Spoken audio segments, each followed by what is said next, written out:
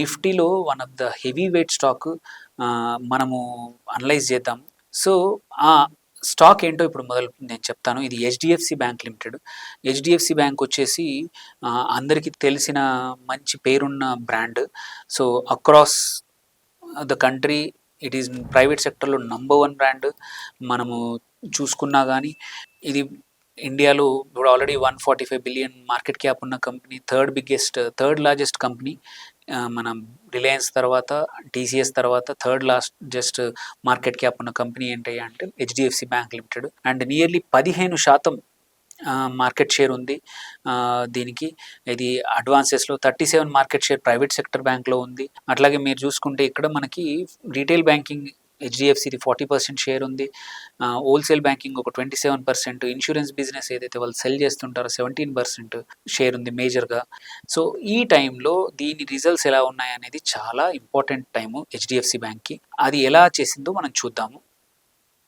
మనం చూసుకుంటే stock PE వచ్చేసి 21 దగ్గర ఉంది, 22 దగ్గర.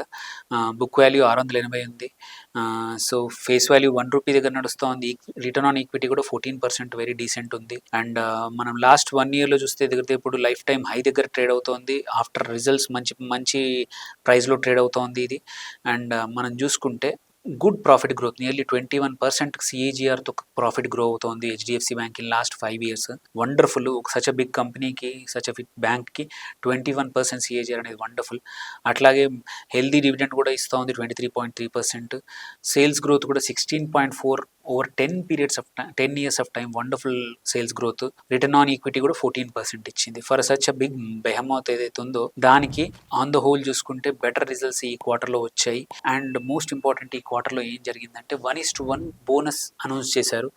సో ఎవరికైతే ఆల్రెడీ హెచ్డిఎఫ్సి షేర్స్ ఉన్నాయో ఇంకొక 1 అడిషనల్గా షేర్స్ వస్తాయి. And at the same time ఒక 5% డివిడెండ్ కూడా అనౌన్స్ చేశారనమాట ఈ క్వార్టర్కి. ఆన్ ద హోల్ అనుకున్నంత కన్నా కూడా బెటర్గానే రిజల్ట్స్ వచ్చాయి. అందుకే హెచ్డిఎఫ్సి బ్యాంక్ బాగా పర్ఫామ్ చేసింది. మీరు కూడా మీ సొంతంగా అనలైజ్ చేసుకోండి. మీకు ఇది సూటబుల్ అవుతుంది లాంగ్ టర్మ్ కోసం అంటే మాత్రం ధైర్యంగా ఇన్వెస్ట్ చేయొచ్చు.